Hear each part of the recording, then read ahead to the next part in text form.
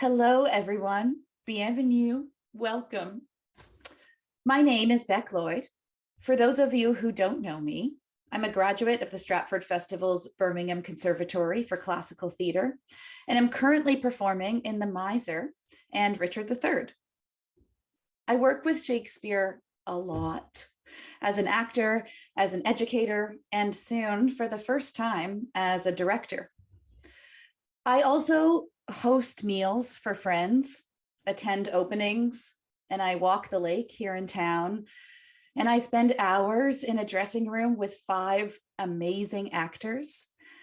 And I find myself and my peers navigating a swamp that is responsibility, agency, authority, loyalty. So it is beyond exciting to be having this very conversation, not in the safety of my apartment or the privacy of my dressing room, but to be here tonight with you all. So tonight, we're going to begin with Reneltta Arluk. Reneltta is an Inuvialuit, Dene, and Cree mom from the Northwest Territories.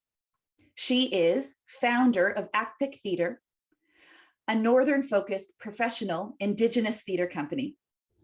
Raised by her grandparents on the trap line until school age, this nomadic environment gave Reneltta the skills to become the multidisciplined artist she is now.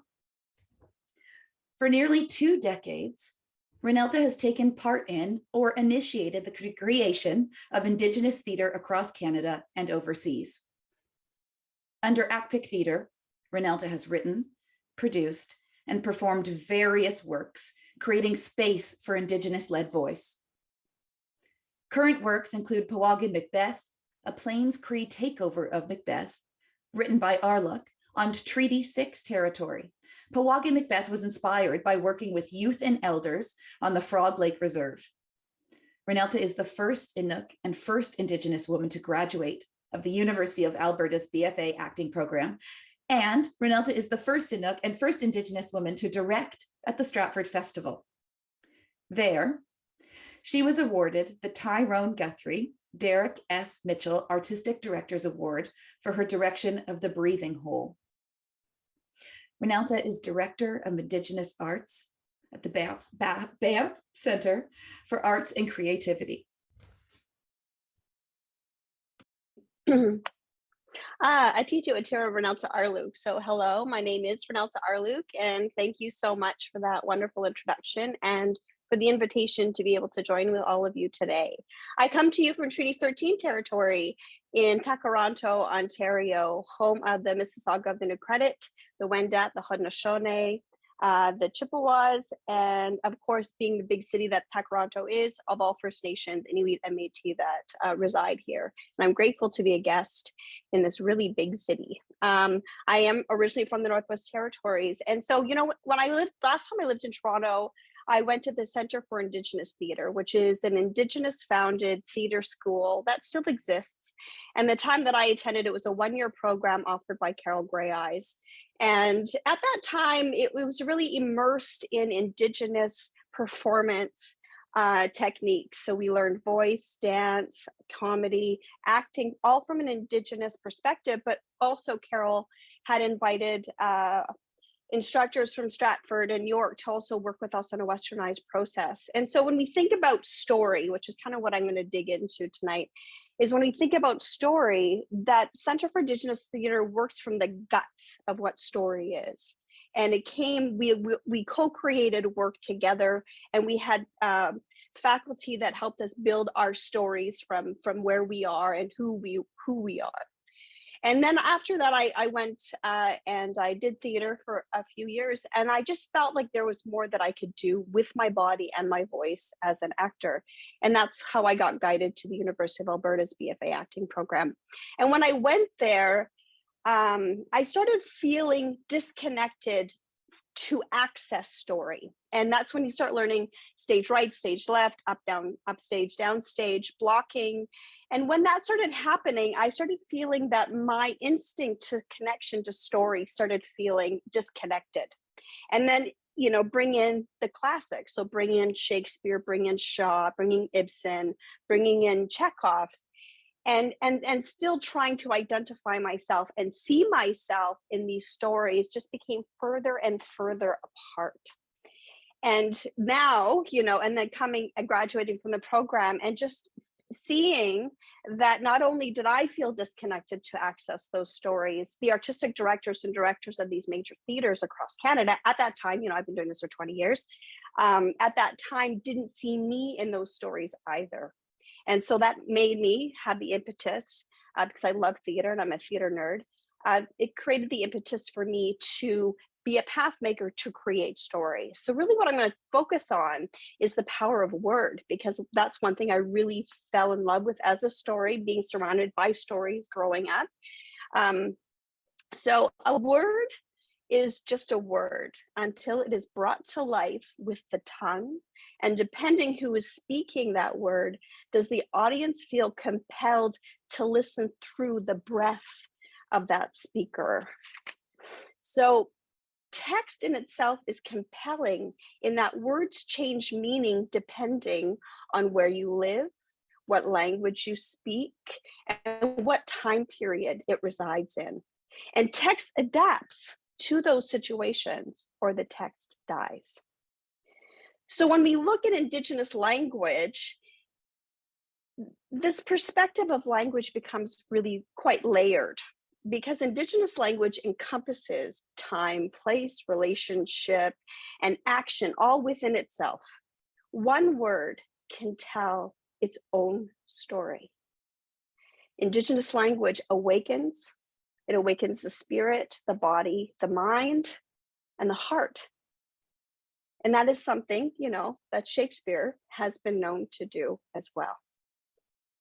So layered language is immerses us into the world together. It immerses us together as those who speak it and those that hear it and listen to it. And words are powerful. And when, as a listener, we listen to words, we focus to understand, especially to when it comes to story. And I ask, where do you see yourself in those stories? And if it doesn't feel good to hear that story or to tell that story, then we ask ourselves, why are we here? So when we look at stories, I'm just finishing up, we have the capacity to be good listeners. So they can be good tellers. And sometimes that means that a story can be quiet for a while and make that room. I mean, a story, like language, never really dies. It just waits for its moment to be heard again.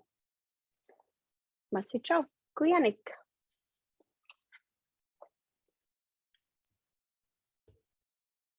Thank you so much. I wrote this down. The text adapts or the text dies. I think that's going to come up. Next, I would like to introduce Kimberley Rampersad. Kimberley is a theater artist born and raised in Treaty 1 territory, Winnipeg, Manitoba. As an actor, she has appeared in various theaters across Canada, including Mirvish, RMTC, Stratford, and Shaw. As a director, Kimberley was featured in the New York Times in July 2022 for her production of Rabindranath Tagore's Chitra, and in July 2019 for directing a full-length production of Bernard Shaw's Man and Superman, both at the Shaw Festival. She recently made her directorial debut at the Stratford Festival with Serving Elizabeth by Marcia Johnson. She was the recipient of the 2017 Gina Wilkinson Prize for an Emerging Female Director by the Ontario Arts Foundation. Kimberley is currently the Associate Artistic Director of the Shaw Festival in Niagara-on-the-Lake, Ontario. I will pass it over to Kimberley. Hi, everybody. It's so nice to be here with you. Thank you for having me. I am Kimberley Rampersad. I'm June and Jerome Rampersad's firstborn, and I am Penelope Rampersad's big sister.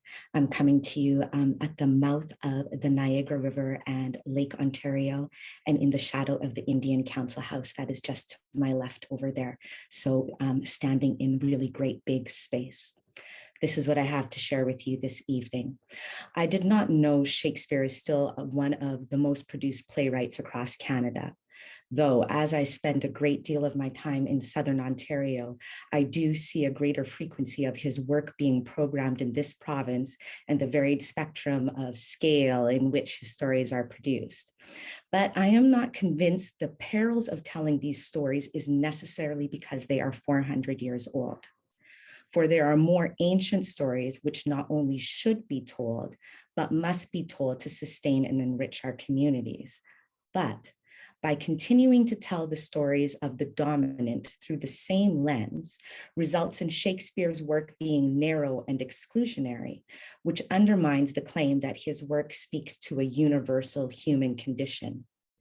The repetition of this common lens morphs from one person's interpretation into a dominant artistic group's interpretation, and then entrenches itself as a standard or classic interpretation. And this is where I think much danger lies.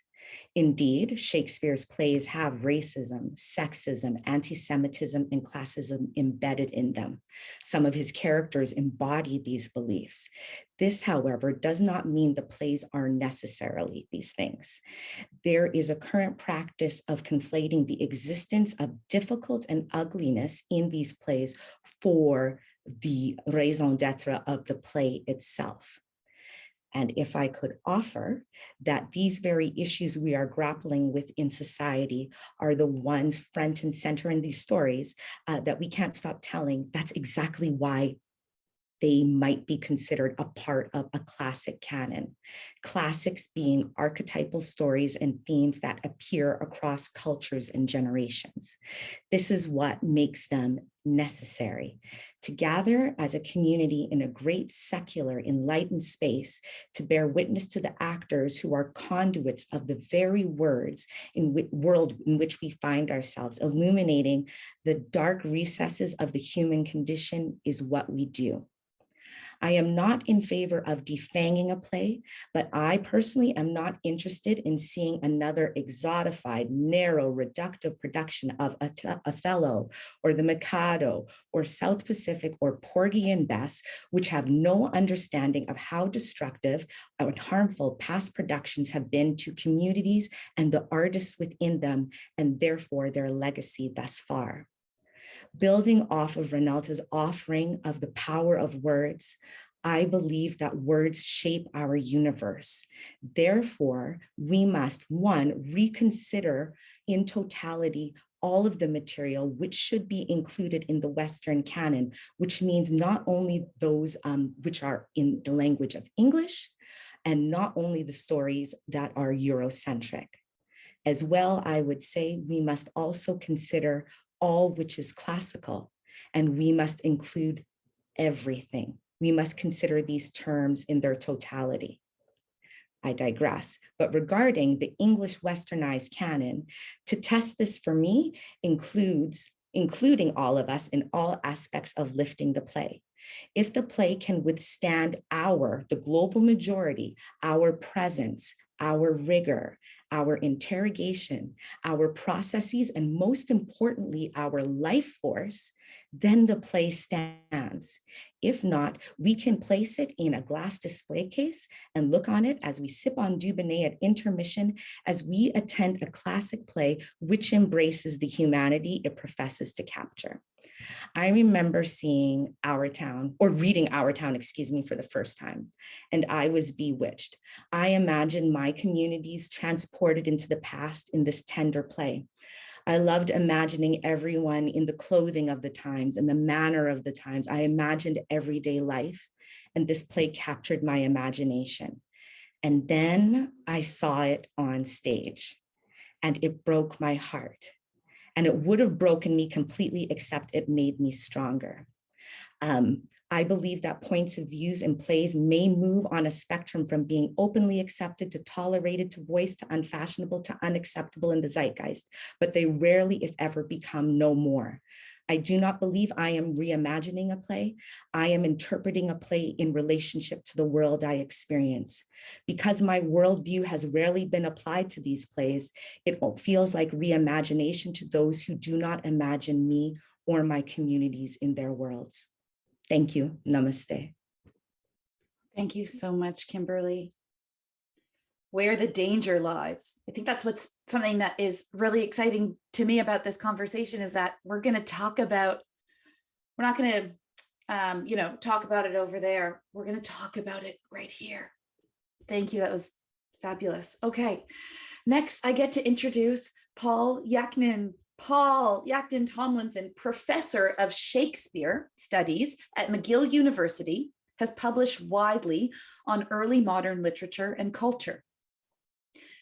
He was director of the project Early Modern Conversations 2013 to 2019. Among his publications are the books Stage Rights and The Culture of Playgoing in Early Modern England with Anthony Dawson, editions of Richard II and The Tempest, and edited books such as Making Publics in Early Modern Europe and Forms of Association. He publishes non-academic essays about Shakespeare and modern life, including titles such as Alzheimer's Disease, What Would Shakespeare Do? And Tragedy as a Way of Life.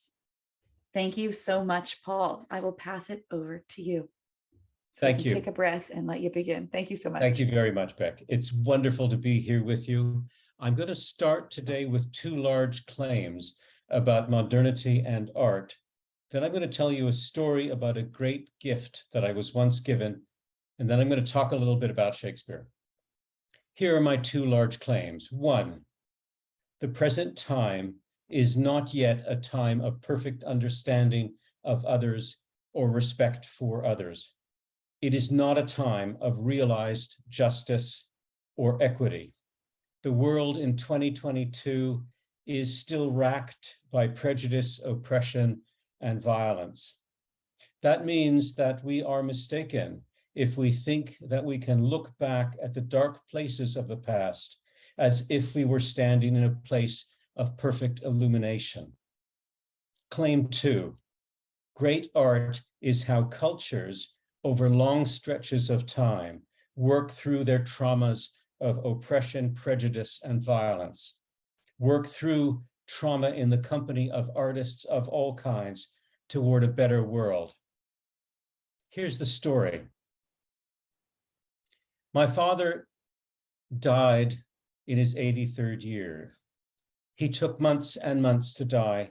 I think he was a very tough man. I was at the hospital with him every day.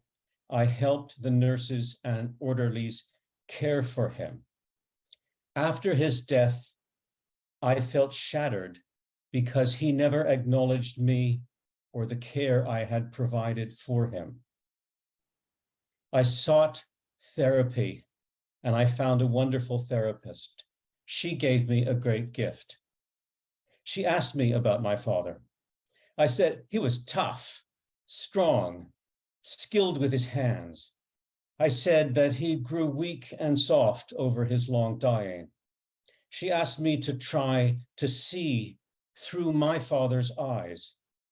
At that moment, I could see what he might have been seeing. His son standing over him, loving him, but also seeing his weakness and loss of physical control. I felt the shame he might have felt. She gave me the gift of understanding that his failure to acknowledge me came from his shame at being seen by his son. If anything, the shame he felt was worse because of the love between us. The gift she gave me was of immense value, but it was heavy and hard to carry too, and yet I could not and would not put it down. Shakespeare is that kind of gift, a gift that opens our eyes so that we can see the other, even see how the other sees the world. so that we are able to take on and take in the other. Think about Catherine in The Taming of the Shrew. One of her speeches begins, "My tongue will tell the anger of my heart," or Shylock in The Merchant, famously, "hath not a Jew eyes," or Othello near the beginning of his plays, "I fetch my life and being from men of royal siege," or Caliban in The Tempest, as Antoine Yared taught me to hear it in a workshop we did in Toronto several years ago, as a man whose heart is broken because he had taken from him the beautiful face and fulfilling embrace of the natural world. Remember, he says to the drunken Italians, "Be not afeared. The isle is full of noises, sounds, and sweet airs that give delight and hurt not. Sometimes 1,000 twangling instruments will hum about mine ears, and sometimes voices that, if I then had waked after long sleep, will make me sleep again. And then in dreaming, the clouds, methought, would open and show riches ready to drop upon me, that when I waked, I cried to dream again." If that were all, however, Shakespeare would be something like an up-to-date Disney cartoon of modern enlightenment and inclusion. But Shakespeare's gift is also a heavy thing, something not easy to carry. The plays have their full share of misogyny, homophobia, anti-Semitism, classicism, and racism. Remember how Prospero introduces Caliban to the Italian courtiers. "This thing of darkness," he says, "I acknowledge mine." Shakespeare is neither a cartoonish embodiment of diversity and equity, nor an antique vessel filled with social poison. We can see Othello and even see how he sees the world, but in the theater, unlike in film or TV, he will see us seeing him, and so we will have to take on the weight of how we are implicated in Othello's tragedy. Shakespeare is a gift heavy with history, a history in which we still are living, and heavy with treasure that, by dint of the creative labor of theatrical artists, connects us feelingly with the past. His plays, we might say, are dwelling places where we can gather with the dead and the not yet born to work across time toward a better world. Thank you. Thank you so much, Paul. Oh, we have our first quote. Thank you. Thank you. Thank you. Now we're quoting Shakespeare. We've really begun. I just want to remind folks who are viewing that it's a great idea to click speaker view. You'll have your optimal enjoyment that way. And I also just want to say one more time that today's event is being simultaneously interpreted into French. So if you would like to hear the conversation in French, there's an interpretation button at the bottom of your Zoom screen, and then you can choose French. There we go. So now I would like to invite all of our panelists to turn on their video and on their mics so that we can start chatting. All right, beautiful. I can see faces. Okay, thank you so much. We did the first thing. We followed the rules, 5 minutes. Woo!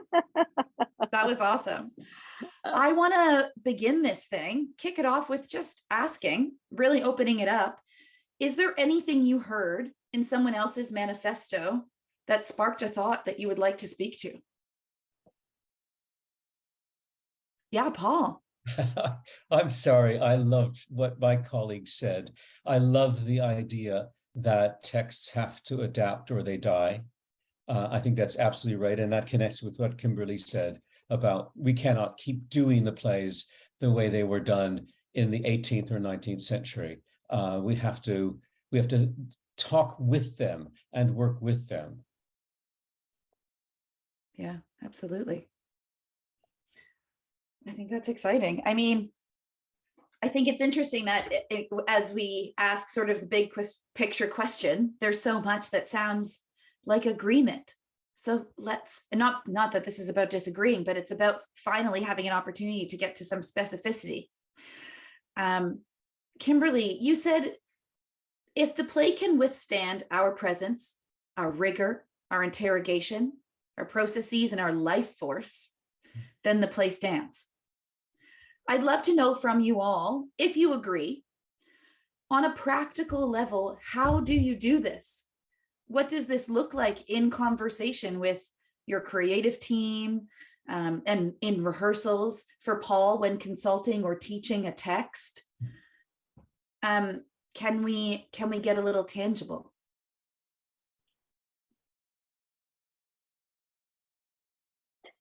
I mean, what's really fun about, and you know, what's important to acknowledge is that Shakespeare tapped into a form of humanity that hasn't been fully explored yet. So resonating to what you shared, Paul, about where we are right now isn't in the future of where, you know, we want to be in that place, but we are still in these dark times of oppression and racism and all of the things that, you know, we were prompted to kind of think about.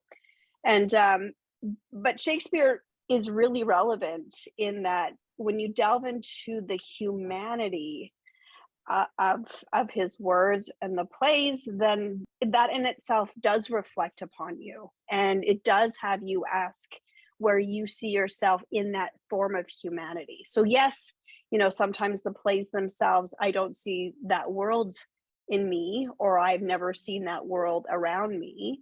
But when you look at the humanity of the worlds, then that's where it kind of gets exciting, and you get to bring your own perspective to it.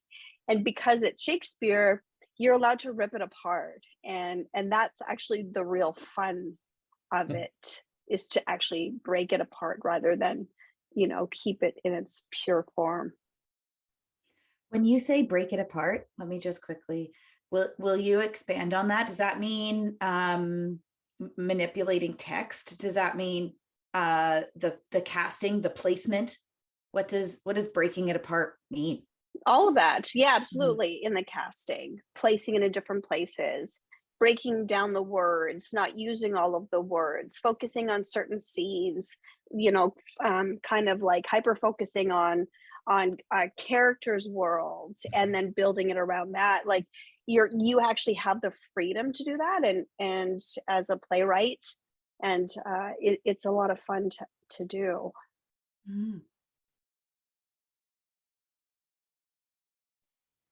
Yeah, and you know what? I'm not the boss. Okay, very good, Jess. So I don't cut anyone off, though. Totally. I think for me, especially, it comes down to making sure that there's representation all the way through the whole team. So not just on the stage, which of course can sometimes feel, quote, the easiest because they're contract workers. And we can talk about employment models and all these different things after in the status of an artist, but that it's in the creative team. And as well, they're the most successful when an organization is ready to support plurality by practicing plurality. So the most successful places where I have been able to do work that is classic in nature is in an organization that has representation all the way through it, because then there's a culture that's ready to sustain it.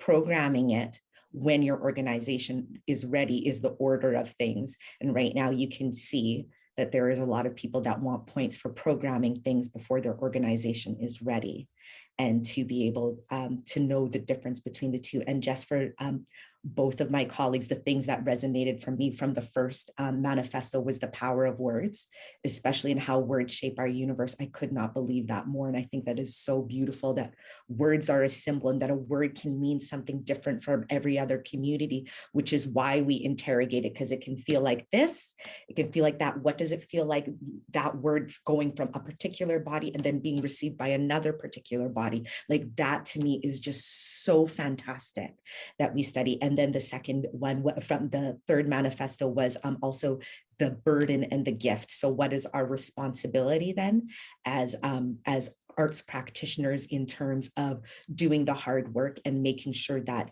it is centered in joy so that it's sustainable and it doesn't feel too heavy. Yeah, Paul, what are your thoughts? I just really like this. And, you know, there are a number of things. One is that everything we're saying about Shakespeare seems right, and the way it's important to reaccentuate Shakespeare. So when Miranda accuses Caliban and speaks about his vile race, the commentary in most of the scholarly editions say it doesn't mean what you think it means. It means a temperament, something like that. And I think that we must allow ourselves to follow what Reneltta is saying, is like, listen to the words, listen to the word spoken by a character on stage and heard by a character on stage, and the damage that word can do in the theater now. I mean, one of the things that I say to my students at the beginning of the course is that, you know, we're all living in a house of modernity, and there's a guy upstairs. He's going to say things from time to time that seem to you absolutely objectionable. And I only ask you to stay in the conversation with him, because I think that what we're going to find is that we're still living in the history he lived in. Remember, The Tempest was written 8 years before this first slave ship landed at Jamestown in what was to become the United States of America, and began that history. And Shakespeare was writing The Tempest after 100 years of conquest and genocide in the Americas. So he was there. His work, as you've been saying, my colleagues have been saying, speak to the problems that we're living with now. And one of the reasons that's the case is because the problems we're living with now take their beginnings in the time that he was living in.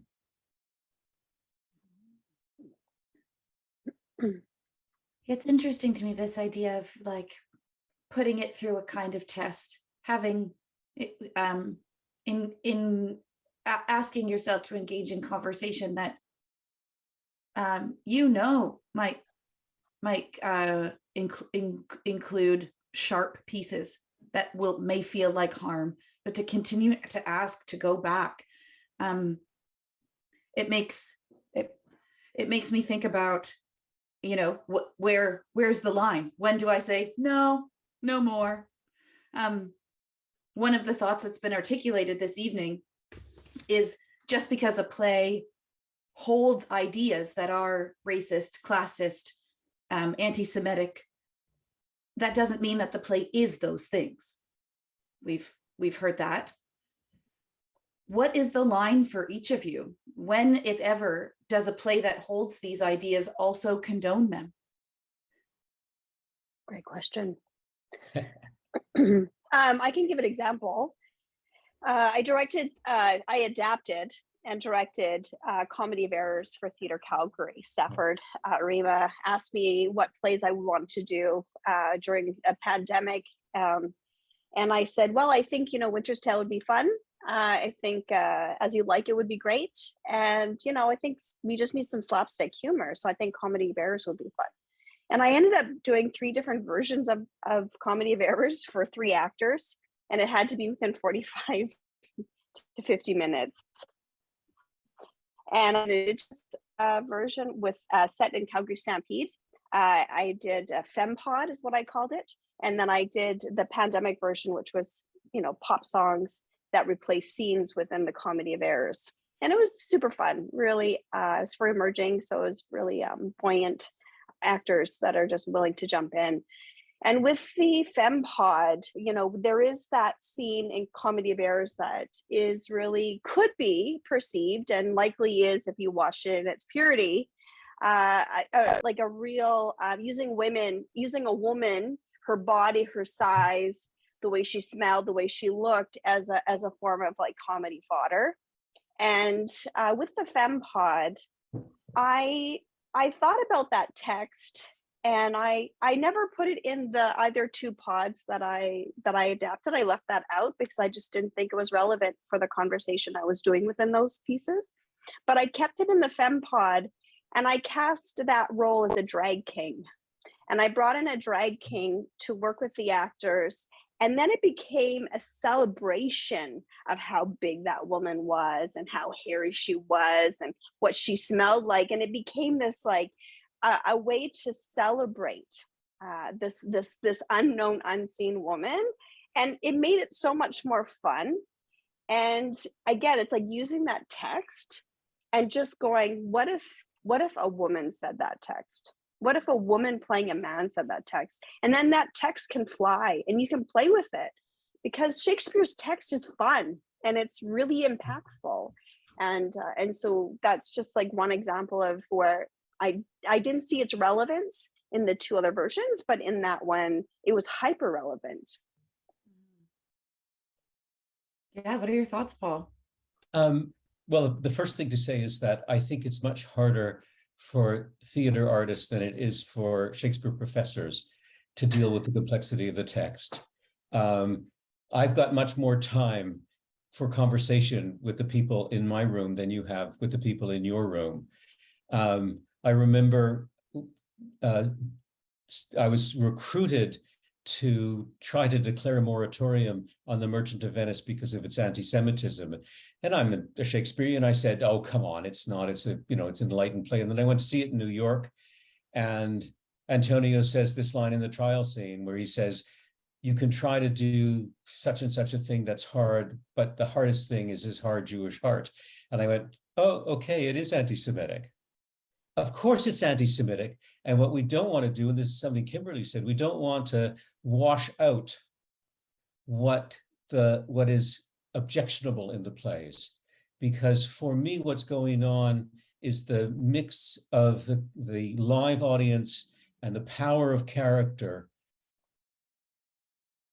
gives us a world in which we come face to face with a man who is suffering under anti-Semitism, but we're being drawn also into that anti-Semitic world.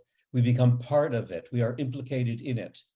And that mix of character and meta theater, if you want, the power of the audience is tremendously powerful. But it's easier to talk about in a classroom and getting the students to play scenes from the play than it is, I think, in the theater. In the theater, it's a real challenge. Yeah. Kim, do you have?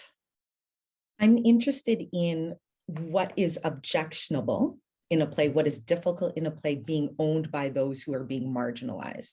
Those are the people I'm really interested in seeing them. If somebody feels from those communities, especially called to that play and feel that they can make heads or tails of it, feel that they can glean the meaning out of it, that they can illuminate it because their community, their communities, whomever they are, have been sidelined, have been exoticized, have been whatever has happened. Those are especially the people that I am interested in seeing their versions of these plays, because I'm not interested in seeing those versions anymore that are just reductive and narrow. You know what I mean? So I'm interested in that, especially because when those communities are given the power and the space to really show us what maybe we have not seen before, that to me is just, that's like rewriting the play in a sense with a whole new lens, but keeping the heart of it. The idea that a work's biases can be overcome by the imagination of the artists who interact with it is the greatest gift we could ever give it, that we are much more expansive than the narrowness of perhaps even the playwright, their audiences, and past practitioners. And so that's why I'm interested in them going through the test before we throw them away. Certainly some of them, I never need to see them again personally, but other ones, I'm interested in that because I'm an English speaker. So let me just break this down, right? I am born in Winnipeg, Manitoba, in a little suburb called North Kildonan, English speaking, because my parents are English speaking, because their languages were stripped from them through colonization from Africa, from India. This work is my work. I claim this as mine because I am an English speaker first. If someone tries to take this work from me, I actually don't know what work. I know there is more work because I've been distanced from all of these other cultural works, but this is my work. I see myself in it. I have seen it since I've been young, even when I did not see myself represented in it. And I will not let other people with their bad behavior and their narrow past practices that didn't include the rest of the world I'm not taking on their transgressions. I want to do this work. I want it to look like my communities. I want all of my friends and colleagues to do it, but I refuse. If those bad organizations, those whatever that is, they can handle themselves, but I'm going to try and do this work and make it look the way that it's always has in my head. So anyways, that's what I'm here for, because it's really good. Yeah, Paul, Let absolutely. me just add on something. One of the things about Shakespeare, both the poetry and the plays, is the way the performance and the critical tradition has erased the Black people from the plays and the poems. Shakespeare never calls the woman in the sonnets the dark lady. That was invented many, many years ago. What he calls her is Black. And we now know from many historians that there were Black people living and working in Shakespeare's London. So I think it's really important that we recognize the degree to which Shakespeare has been ahead of the critical and theatrical interpretation of Shakespeare for many centuries. We're just catching up to him now in some respects.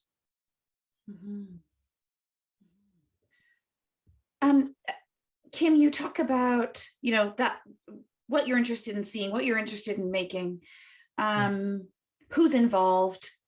Do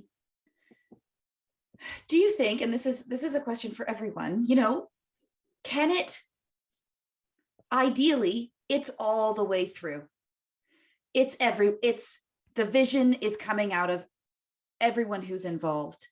I know for myself, a lot of the projects I'm on, I'm hanging my hat on a couple good hooks. And I'm like, Beck, you're doing it for this. And that's what my profundity is attached to. And I wonder though, am I doing the right thing by being on the project that has 3 hooks for me to hang my hat, as opposed to the one that is a mural? Can we speak a little bit about moving in inches, or breaking it all apart, the way Reneltta has spoken? Because I think a lot of people watching and listening are asking, where do I draw my line?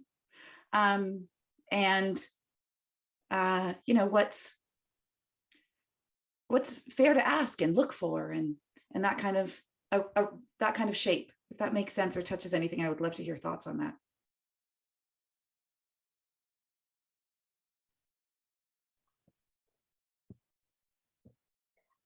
Yeah, ask for it. Yes, feel it. Yeah, you have all the agency that you want to work in the ways that you want to work. Like, that's just hands down. One thing I do recognize is that working in these spaces that have 3 hooks are challenging for people, and some people have a resiliency and a focus to break those to create more hooks, and those are the people that want more hooks for the people who want more than 3 hooks. And so sometimes I am in situations where I go, this is really challenging, and I'm doing a heck of a lot of heavy lifting to make this happen. But I see the opportunity that comes after me, and I go, I'm happy to do this work. I have the shoulders to do it right now, and I'm just going to do that. And there are some times where you get called in to your community. And I think that's one thing that's so powerful about story. That's why I brought up story in my manifesto response, is that story inspires story, and a good story inspires another good story. And Shakespeare has the gift of inspiration. And so when we look at, working with community, I mean, its education system is problematic when it embraces Shakespeare, because our education system as an Indigenous person or as BIPOC is primarily non-existent. And so you're going into communities where you're having to learn these texts with no context and no understanding and no connection. And then but the community still wants to engage with it. And so they put themselves in there, like with Powaggan, that community we were supposed to adapt The Tempest. And I was like, okay, I have a huge problem with The Tempest, but who am I to tell this community what they can and can't do? It's not my business. I'm just there to support them.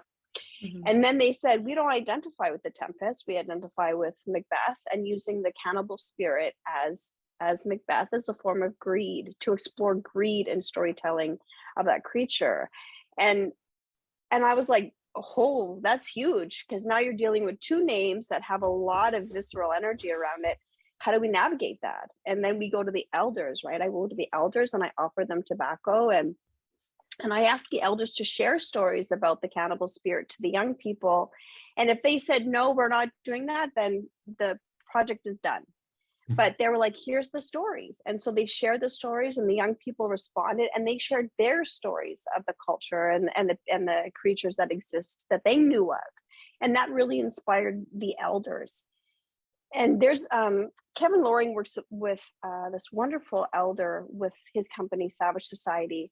And she said in one of her talks, because I'm a residential school survivor, and I was taken out of my community, I feel that when young people call me back in, I feel like I'm being called back into my community. And I never thought of myself as a reason to call elders in, as a young person who's hungry for knowledge and language and culture and teachings, right? Like, that's the beauty of where we are right now in reconciliation work and healing. And so just calling in, and story has a power to do that, and sometimes Shakespeare's part of that, because we don't live in silos. And I just have to acknowledge that, there's a lot of different ways to access story, and sometimes it's okay that it's Shakespeare. Absolutely. Paul, I saw a glimmer in your face. Oh, I'm just so intrigued by what you're saying, Reneltta. And I was going to ask you and Kimberly also, but you've already started to talk about this. I mean, it seems to me that one of the ways of dealing what is difficult in Shakespeare is by bringing other people in, and I think Kimberly already alluded to that.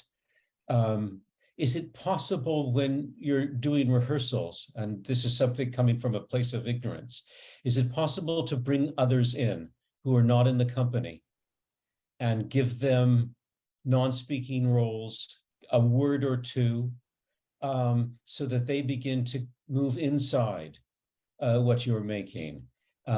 Because one of the great things about theater, unlike the other narrative art forms like the novel and film and TV, is that you don't have theater without a community of people. And one of the things about Shakespeare's art, I mean, two great things about Shakespeare's art is his art of characterization, and the other is, as wonderful PhD student Marie Trotter is beginning to argue, is the way he uses metatheater to create an engaged and active audience. They're not just sitting there taking it in like we do at the movies.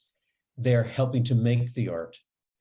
So to what degree can we build on that to deal with what is difficult by bringing other people into the work of theater? Kim or Reneltta, do you have thoughts on that? Opening up what is traditionally it's a closed space. There's a call sheet, right? It's and how that might change what the work can do.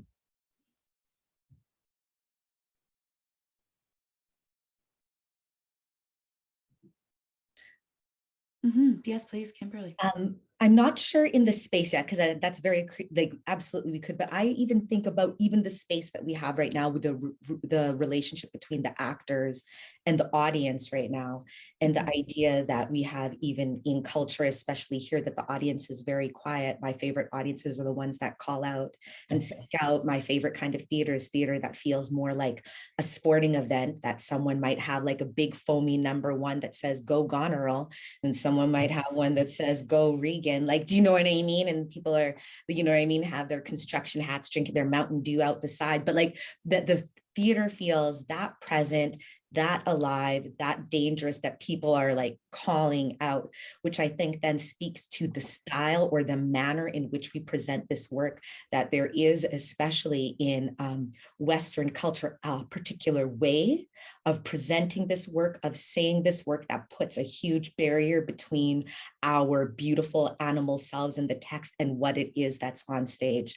I am so interested when I am working on work from this English Western canon in trying to remove everything that puts that creates space between the audience and the audiences that I'm thinking of, especially, and what that work is. And even the audiences that are there, I am so not interested in the act of demonstrating that I'm doing Shakespeare or Shaw or Chekhov. I'm so interested in how natural and human that feels, how unaffected it is. And I know how hard all of the actors work to make it look that way, but how close can we make that so that the audience feels, oh my God, I would have said it just that same way. And I am really interested in that value of work, of getting rid of a lot of what I have been exposed to as pomp that creates this elevated sense of who the actor is, who the artist, who the audience members are. I'm interested in really dispelling with that so that it feels incredibly democratic. So if I'm allowed to digest the work differently as audience in a way that allows me to be more myself, the you know, reacting as that's what I would have said. Does that then, when we hit these sticky spots, allow me to navigate them differently because I'm already more, it's because it's about me this time?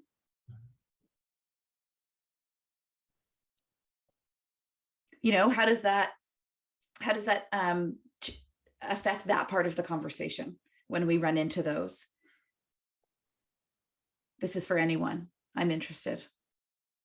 Because I want to be in that audience for sure. I have a foam finger, but I don't know how that changes how when that moment comes that has in the past kind of felt like a slap in the face.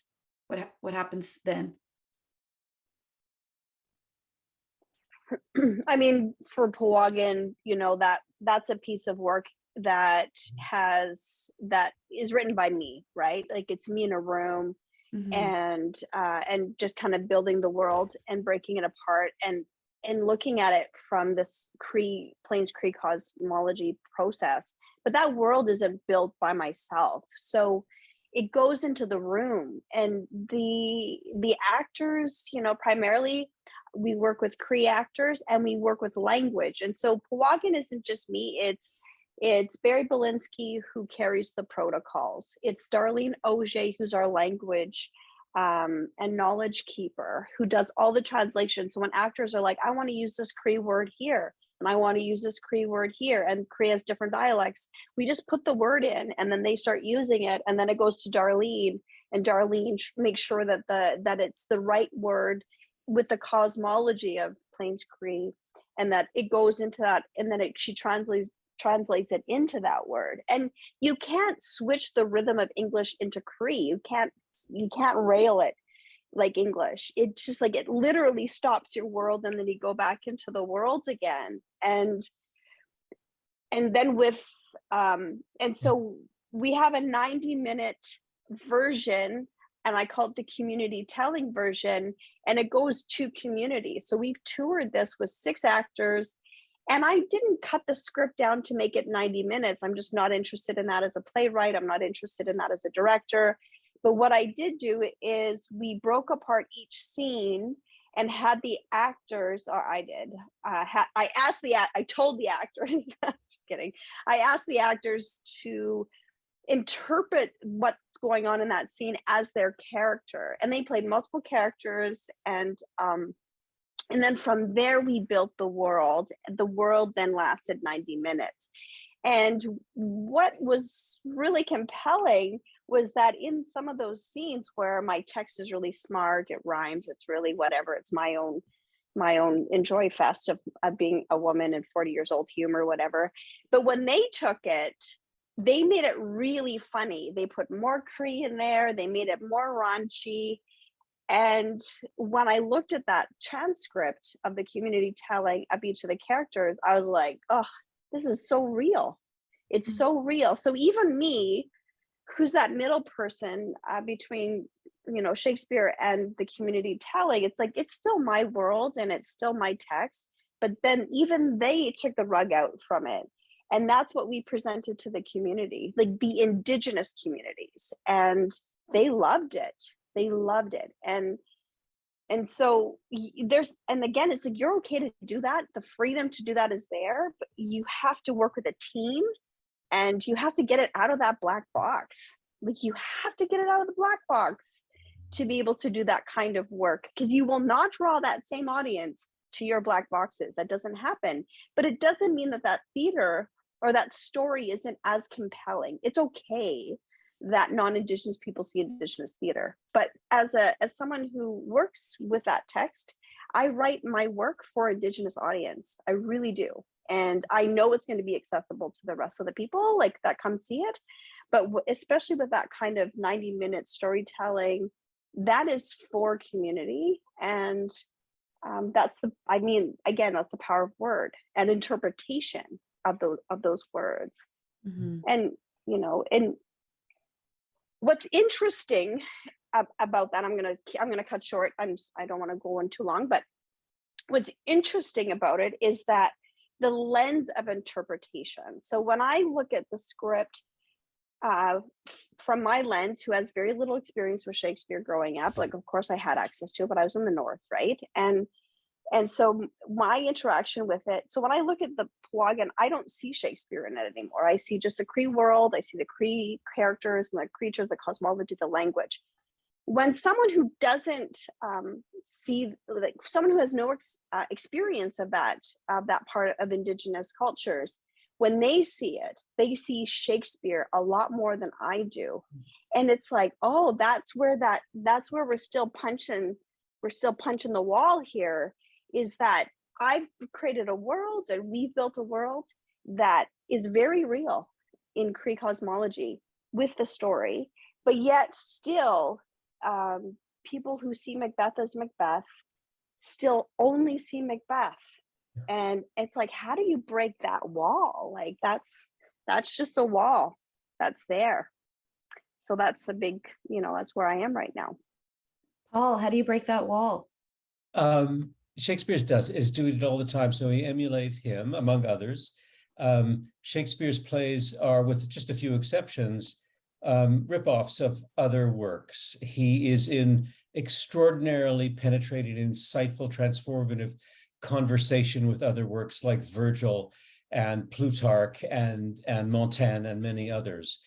It's keeping that conversation alive and vital that is crucial to the work that theater is doing now. If we put on Shakespeare the way he's been put on before, we're basically telling the play, shut up, you've got nothing to say. It's so important to enter into conversation, and that conversation can be working with the so-called original text, or it can be the kind of work that Reneltta, you're doing with Shakespeare. It's that kind of conversation that can bind us, the kind of thing that we're together with the dead. We're connected with them. Because one of the things that we forget in modernity, sometimes I did for most of my life, is that we're still living in the history of the West going back to antiquity. Paul, you've mentioned Merchant of Venice. Can you, because I think this ties directly to it, can you describe, we've described some of the anti-Semitism in the Merchant of Venice. I'm wondering if you can offer how a production could be perpetuating that anti-Semitism versus how a production with the exact same text could be in conversation trying to dismantle it, in using that one, if that feels. I think if you play the play as it is written and you don't try to design it out of existence, that the play will do the work that it needs to do. Remember that Shakespeare creates many strong characters. I've seen a play where the Shylock was very weak, and it became a play about Antonio and his love with Bassanio. So I think it's really important to stay in a very intense conversation with the play. And I think if you do that, it will work. It doesn't mean that you're not going to get protest. That's going, and it doesn't necessarily mean that protest is an entirely bad thing. But I think it's also possible to bring others into the conversation.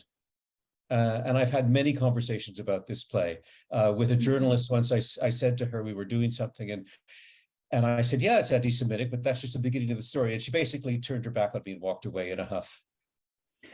So you're going to find these are not easy things to deal with. And especially for theater artists, they're difficult things to deal with. But I think being true to the play in a sense of staying in the conversation with it, because it does have something to say, going back to what Kimberley said at the beginning, it has something to say to us now, because we're still living in that history. And when you say it has something to say to us, can that something be the opposite of what it sounds like? No.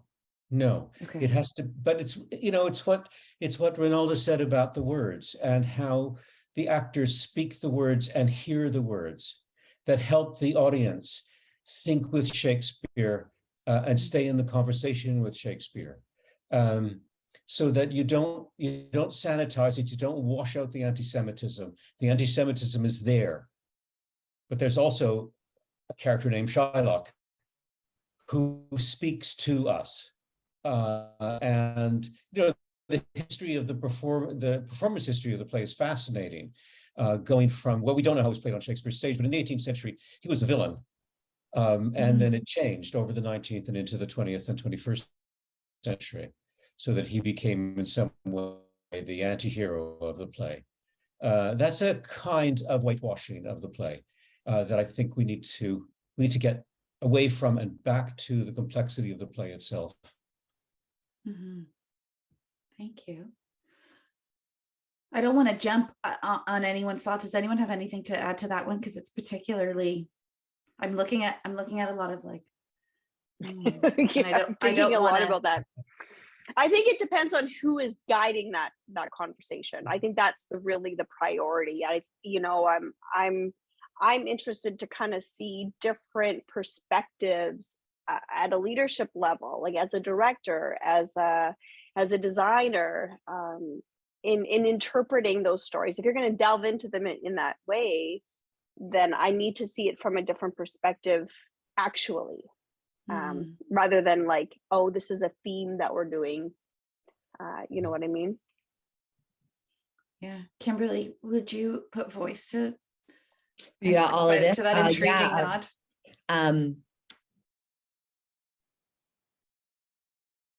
If I could find a way that I could do The Merchant of Venice that has anti-Semitic points of view and attitudes in it, but a version that especially people who were Jewish would say that is a play to be considered, that is a version that is not put in the word. I don't, because I wouldn't list them all, and I feel I'd be doing a disservice to a community. But that would be the test for me. And if I couldn't do it, then I just wouldn't do it, because I don't need to touch everything. And I'm really always mindful of that. I don't need to cause any more harm in this world. I don't need to do that. So, I mean, I would have to be very clear in the play how I was doing it, what it is that I'm creating, especially in the room, and where that aligns with my values. And if I felt I couldn't illuminate it into something that speaks to the resilience of a community that could then that just simply wouldn't be the play for me. And I think that that's maybe a bigger conversation though too. Like, I mean, not every play is for everybody. And sometimes if it gets too sticky, then that's just not the play for you. I've walked away from a lot of plays where I'm just like, you know what, my values, and I would like to think that being an actor and being a director, my politics, I deal with my politics so that I can do as much of the human spectrum as possible. But if I feel it gets crunchy, and that is just a whole body feeling, if it feels like just squishy and whatever, then I tap out. I'm just like, I can't do it. So I think I have a feeling about that play right now, just because I haven't studied it enough. But like in me, but just the idea that if I was not uplifting a community that has been traditionally marginalized by the presentation of that play, then that's not my jam. Mm. Yes, Paul. Just one little thing. The great American scholar Stephen Orgel pointed out that Shylock is not an Italian name. All the other characters are Italian Catholics. Shylock, in fact, as he went through the records in Shakespeare's England, he found that Shylock was not an uncommon family name. It's an English name. Mm-hmm. Oh, there's so many chats. Okay. There's so much to talk about. But as you're talking about the experience, Kimberly, and when you might say, you know what, that's not for me to touch. This year, you directed and choreographed this season at the Shaw Festival, Chitra, which is what word did you use? Other ancient stories, and you know, we talk about non-colonial work or outside the Western canon. But can you talk about how that experience is different to approach something that isn't Shakespeare, but stands in its own classic frame? Sure. I think the thing that's interesting is that this version he wrote in English, and it was written in 1913, and it didn't win the Nobel Prize for Literature. Like, it fits all of the criteria of everything that we need, but it happens to be a human who is from the Indian subcontinent. So his work just is not done as much. But in terms of the ticky boxy Magoo, he's checking all the boxes. What's fantastic about, sorry, that's a very technical term. What's fantastic about doing it is that people, some of the actors who don't get to celebrate that they are from the Indian diaspora, can bring all of that to it as they played those lead parts. I filled it out. There's like one ensemble role, and I made 4 people. I broke it into 4 people, and that represented people of all backgrounds in it, because I also want to make the point that yes, it's an Indian piece of work, but it is a human piece of work, so everyone can be involved. And then it was interesting then to speak about what the play is about. It was interesting to talk about what costumes are like, what hair is like, what are the rituals that come around a play doing like this, what is the cultural meaning, what is the embodiment, what is it to bring in. We brought in Professor Banerjee from LA to be like our dramaturg and our consultant. And we had Sharda Eswar, who was here as our assistant. It just becomes even more and more of a community involved in order to lift it up. So when you do these kinds of works, especially in a predominantly white institution like this, what it does is it brings more people into the space, which I always just think is fun and uplifting and joyous. Absolutely. Thinking about, you know, opening the door on, I mean, that door is wide open for me, but hopefully for more people, this door gets opened, and what we imagine as a restaging of a classic. Reneltta, another classic you've adapted is Handel's Messiah, which is so cool. In 2020, pardon me, you co-directed with Joel Ivany Messiah Complex, a stunning film of Handel's Messiah featuring a diverse cast of soloists, including many Indigenous soloists who were invited to interpret Handel's Christian music into their own language and lived experience. Yeah. And so in the land acknowledgement in your film, you mentioned that you are acutely aware of the contradictions the Messiah brings. So I'm wondering if you can break down for us the calculations in that contradiction, and how A with B you made a C What a journey that was. And it was all done, primarily remotely because of COVID was pretty high at that time. So Joel Ivany is the artistic director of opera at Banff Center. And that's how we met, because we are Banff Center together. And he's just a really interesting, I just have to give a lot of kudos and credit up to Joel Ivany. When he does his programming at Banff Center, he brings in multiple voices of all different, like Ian Cousin, Leela Gilday's there almost every time, and they're just there to be a presence. They're not there to be Indigenous and do their Indigenous cultural teachings. They're just there to be a presence and have experience and just offer different perspectives around opera. So when Handel's Messiah was supposed to be done at the Toronto Symphony Orchestra, it was supposed to be live, and then COVID hit, wave, whatever, and then he just had this idea of, doing Handel across the country. And he reached out to different opera singers in each province and territory.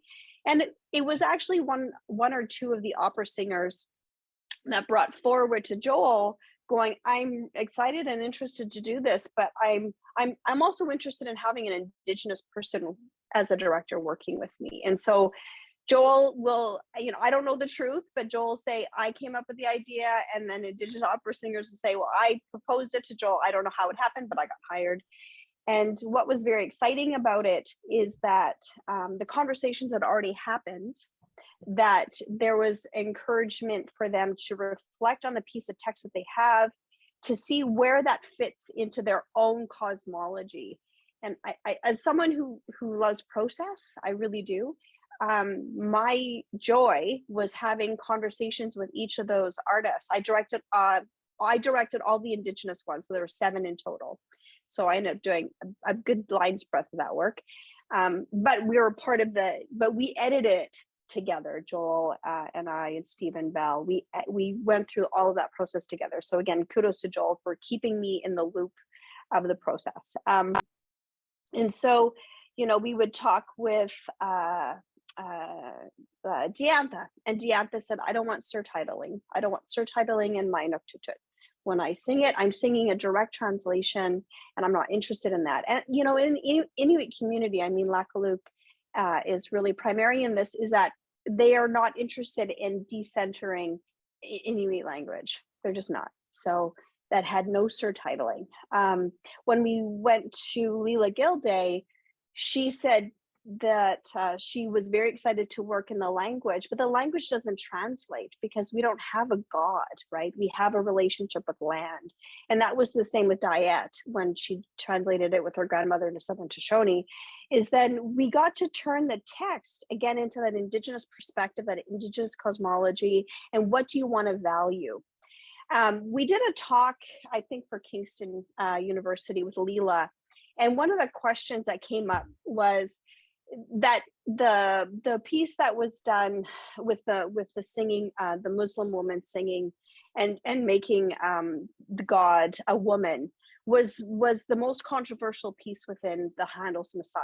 And Leela Gilday spoke up and said, I disagree, because the fact that I smudged sage in my piece and brought that medicine to life on film, medicine that was banned, cultural practice that was banned, that we weren't even able to access, is actually quite relevant. And so the conversations that came from it, the way that they built it, like they built those pieces. I storyboarded. I talked through what I heard in the text, and I brought imagery that connected to the language that they sang in.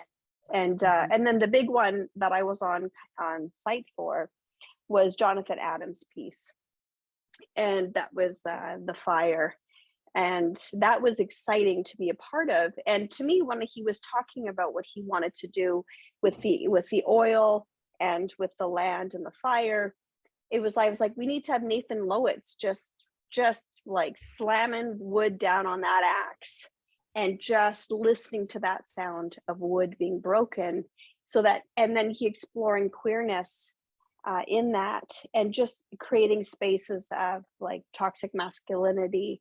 And so yeah, the conversation's incredible, the outcome. And one thing I did share with Joel is like, Joel, you know what the gift is that everyone is sitting at home being isolated and not able to travel. And they're going to see Canada. They're going to see the entire country through the lens of BIPOC and Indigenous singers. And wow, what a gift. And that was really the joy that came from that. Mm-hmm. Thank you. So my friends, we have time for one gorgeous question from our viewers.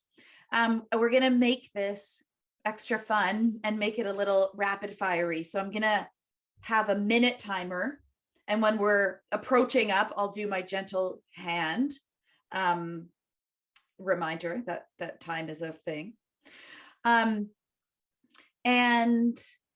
So each of you will get a chance to have a minute to answer this question that we have from a Megan. Also, I want to say that in the chat were a lot of like thank yous and can't wait to come back to this conversation and wish it was longer. And this question begins with, I have many more questions, which I love. But I think I can summarize it as this. As a cis white woman who wants to direct, how do I make sure that the room I am in is balanced and shows that I approach the work with this mindset and want the other people in the room to feel they have the space to fight against any of my decisions as I'm still learning? Let's take a second just to take that question in. I'm a cis white woman who wants to direct. How do I make sure that the room I'm in is balanced and shows that I approach the work with this mindset and want the other people in the room to feel they have the space to fight against any of my decisions as I am still learning? Who would like to begin? We're all going to go. And I'll just do a gentle hand when we've got like 10 seconds. I love this question. It's so practical and I think and really brave. So thanks, Megan. Paul, do you want to start us off? Sure, but I'm coming at it from the left field since I don't direct. But I think that if you want to create a sense of community and free exchange, the important thing is to keep the conversation with the text going. And you can do that in a whole bunch of ways. And one of the ways by doing it is not by assigning parts at first, but rather by just taking, everybody reads 5 lines and you go on and you stop and you can ask questions at any time. Another way to do it, and I've done this with classes, sometimes the class, I will make this pitch to my class and they'll just say, no, you're wrong. And you have to let people do that.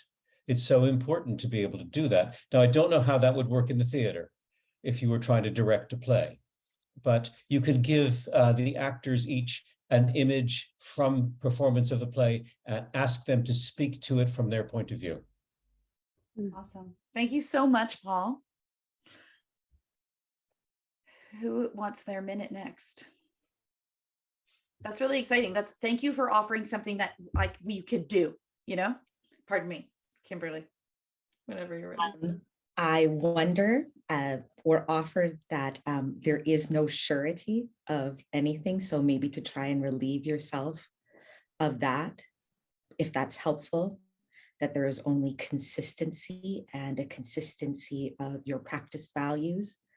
I would offer perhaps in me right now, I'm always trying to define what my process is, because knowing what my process is has my values embedded in it. So it saves me from getting nervous sometimes, or I get nervous still, but it saves me from being not my greatest human self in the moment when I have something that I'm like, the last time I checked, this was a really good way of me facilitating a space in order to create a space with that sort of dialogue that, and then for me, especially my belief that I can't necessarily run a room differently from the way I live my life. Wow. Ooh, that's interesting, Kim. I for myself, I think I'm always thinking about capacity, and that the people that have the smallest voice in a room often have the most lived experience and the biggest capacity. And And so what I'm always conscious of is that when voices start speaking up, it's because they feel brave and confident, and that's just the time that I listen, and I listen hard. And sometimes I listen, and it's just to not take it personally, and that if you feel like your capacity cup is getting full, that's okay, because discomfort is part of growth. And so you know, even as an Indigenous person working in Indigenous community, you know, people say things and they're speaking their truth. And so it's just acknowledging that you hear it and feel it and accept it, and not try to justify it. Thank you so much. Wow, I didn't expect that. Thank you. Like, Paul, that was something that I'm writing down, like, do that, try that out. And to be able to say to myself, I can't run a room differently than I live my life, or I can't show up in a room differently than I live my life, feels so useful. And to remind myself that, like, yeah, discomfort is part of growth. I always know I'm learning something when I start like dropping a lot of stuff or bumping into things in my apartment. I'm like, yeah. So those are really awesome thoughts to leave us with. Thank you, Reneltta. Thank you, Paul. Thank you, Kimberley, for joining us this evening and taking part in this discussion that is not over. And I think probably happening in so many corners of the world right now, which is so exciting. I can't wait to jump into one myself. But for doing this in public, I can't thank you enough.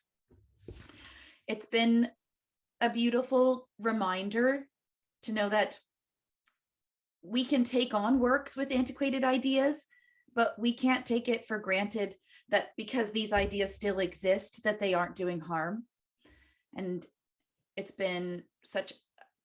what an opportunity to talk about what that harm is, and how to break it all up, break up the text, break up the play, break up the ideas to expose something new and have a different conversation and include different people. Who gets to tell these stories becomes even more relevant when we are talking about very real, difficult, and offensive ideas. So I want to thank everyone for navigating something that can be so precarious and doing it with such bravery and such kindness. I thank you, audience, for joining us. Please feel free to drop a note in the chat and share what came up for you during this discussion, because like I said, it's far from over.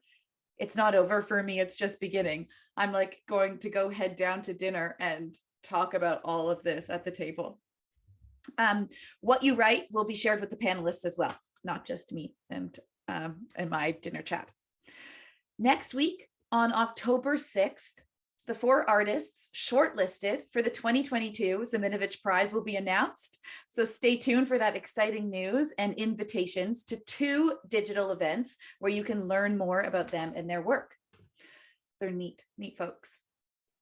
If you're not familiar with the Siminovitch Prize, it's Canada's top theatre honor, and it provides remarkable artists with the recognition and financial resources they need to deepen their practice. Over $100,000 is awarded, and this is funded each year by the support of hundreds of donors, without which there would be no Siminovitch Prize. So thank you. We thank all the supporters, and in particular, those who made tonight's brilliant conversation possible. The Kingfisher Foundation, the Tyken Residential, the Gerald Schwartz and Heather Reisman Foundation, RBC Foundation, and the McLean Smiths Family Foundation. Thanks again for spending your time with us this evening. And we hope to see you again for the next event just 1 month away from today. Thank you again. It was so thrilling to be here. And let's keep the conversation going. Cheers.